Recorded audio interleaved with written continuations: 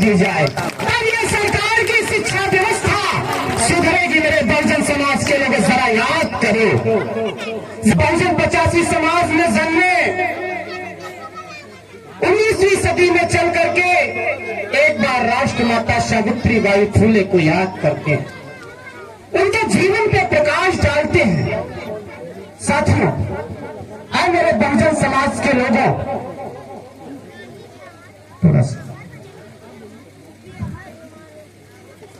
आप लोगों के बीच में ये सारे भी पंपलेट पहुंचा है। आप सारे लोग इसको पढ़िएगा अपने घरों में जाकर के। ये जोर जोर से चिल्ला करके बहुजनों की आवाज को बुलंद करने के लिए शिक्षा की गुलामी की जंजीरों को तोड़ना चाहता है। ये छोटा सा पंपलेट, ये छोटा सा पंपलेट पूरे भारत के निर्माण को, लोग अखंड भारत का सपना देखते हैं, लेकिन राष्ट्रमाता सावित्रीबाई फुले इस पूरे भारत को विश्व भारत बनाने का सपना बाबा साहब अम्बेडकर को सौंप करके गई थी। याद होगा मेरे बहुजन समाज के लोगों, हमारे समाज में शिक्षा की जो नींव है, जो पहल है, वह बहुत ही मजबूत है। लोग ये कह के जाते हैं कि हमारे समाज की शिक्षा की नींव बहुत कमजोर है। जरा उठा करके देखो, बाबा साहब अम्बेडकर का एक जीवन था। बाबा साहब अम्बेडकर हमारे ही झुग्गी झोपड़ियों से निकल करके अगर भारत का संविधान चुन चुन करके, पूरे विश्व से चुन चुन करके सजा करके हमें और आपको सौंप करके यहाँ पर के गए हैं, और यह अधिकार कुर्सियों पे बैठने के लिए दे करके गए हैं, तो क्या हमारी ये जिम्मेदारी नहीं है कि शिक्षा शेरनी और संविधान शासक बनने के रास्ते को चुनने के लिए अपने समाज में जन्मे सभी बहुजन 85 समाज के बच्चों को हर घर में सावित्रीबाई फुले और हर घर में बाबा साहब अम्बेडकर पैदा करने का काम करें। मेरे बहुजन समाज के लोगों, यह शिक्षा की ताकत है।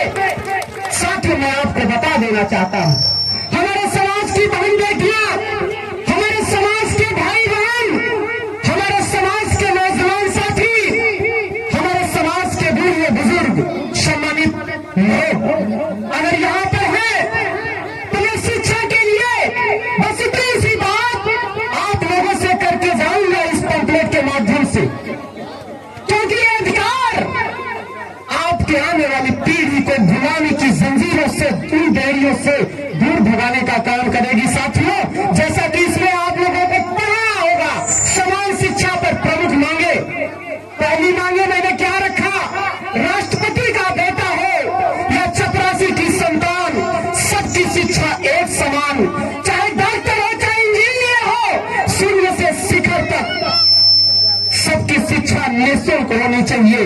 विश्व का एक ऐसा देश है क्यूबा, विश्व का एक ऐसा देश है क्यूबा, जहां पर अगर आपको एमबीबीएस की भी पढ़ाई करनी है तो वहां पर किसी 1 रुपए फीस नहीं लगती, आपको फ्री और डॉक्टर बनाने का काम किया जाता है। क्या हमारे भारत देश में यह व्यवस्था लागू है? मेरे बहुजन समाज के लोगों और मेरे विद्यार्थियों, मैं आपसे पूछना चाहता हूं, आज आप पढ़ लोगे, आज आप पढ़ लोगों किसी तरह, लेकिन क्या आने वाली पीढ़ी हमारी पढ़ सकती है इन मनवादी व्यवस्था के सामने? कभी नहीं पढ़ सकती मेरे बहुजन समाज के लोगों। इसलिए मैं दूसरी अगर बात करूं शिक्षा की, तो भारत के शिक्षा विभाग में जो अनगिनत बोर्ड बनाए गए हैं, जैसे UP board, CBSE board, ICSE board वगैरह वगैरह, करीब 17 से 18-20 बोर्ड बनाए गए हैं। उन बोर्डों के माध्यम से अगर मैं बात करूं, तो भारत के शिक्षा विभाग में जो अनगिनत बोर्ड बनाए गए हैं, उन्हें सरकार रद्द करके एक बोर्ड बनाए, एक सिलेबस बनाए, हिंदी मीडियम में या इंग्लिश मीडियम में। दूसरा ये मुद्दा आपके सामने मैं उतार रहा है। तीसरा, भारत के सभी प्राइवेट विद्यालयों को, कॉलेजों को सरकार अपने कब्जे में लेकर के पढ़ा रहे, वहां के अध्यापकों को परमानेंट कर दे, जिससे शिक्षा विभाग में हो रहे व्यवसाय पर रोक लग सके। फिर प्राइवेट विद्यालय में फिर प्राइवेट विद्यालयों में 50% सीटें गरीब किसान मजदूर शोषित बच्चों के लिए भी बनाया जाए। ये तीसरा मांग है। और चौथा क्या है? पूर्व सांसद, वर्तमान विधायक, मंत्री, मिनिस्टर, आईएएस, पीसीएस के भी बच्चों की तरह वोट देने वाले बच्चों को भी पढ़ने की व्यवस्था शुरू की जाए और उनको अधिकार दिया जाए। और इस तरह अगर इन मांगों के साथ वन नेशन वन एजुकेशन, आपके बीच में अगर एक राष्ट्र एक शिक्षा की बात की जा रही है, अगर इन मांगों को सरकार और हमारे समाज के नेता लोकसभा विधानसभा में बैठे नहीं पूरा कर सकते, तो पांचवा इसमें सबसे अहम मुद्दा ये है, या फिर इतना लागू न कर सके तो सरकारी विद्यालय में पढ़ने वाले बच्चों को सरकारी नौकरी दी जाए और प्राइवेट विद्यालय में पढ़ने वाले बच्चों को प्राइवेट नौकरी दी जाए। तब ये सरकार की शिक्षा व्यवस्था सुधरेगी। मेरे बहुजन समाज के लोग जरा याद करो, जरा याद करो मुझे। एक सांसद का बच्चा दिल्ली, मुंबई, कलकत्ता, फॉरेन कंट्रियों में जाके महंगे महंगे कॉन्वेंटों में पढ़ सकता है, तो आप बताइए, आप सरकारी विद्यालय में, गांव के सरकारी विद्यालय में प्राथमिक पाठशाला बनाने की, जो मजदूर बनाने की फैक्ट्री बन गई है हर गांव में, याद करिए मेरे बहुजन समाज के लोगों, गांव की सरकारी प्राथमिक पाठशाला मजदूर बनाने की फैक्ट्री बन के रह गई है। कैसे कैसे मैं आपको बताना चाहता हूं, बड़े ध्यान से सुनिएगा। ऐसे कि जब आपका बच्चा गांव के प्राथमिक पाठशाला में पढ़ने जाता है 1 से 8 तक, 1 से 8 तक सरकार एक नींव होती है पढ़ाई की, जो 1 से 8 तक जैसे एक मकान है, अगर उस मकान की दीवार की नींव कमजोर है, अगर छत ढालेंगे तो 2 से 3 साल में मकान ध्वस्त होकर गिर जाएगा। उसी तरह पढ़ाई की 1 से 8 तक नींव है।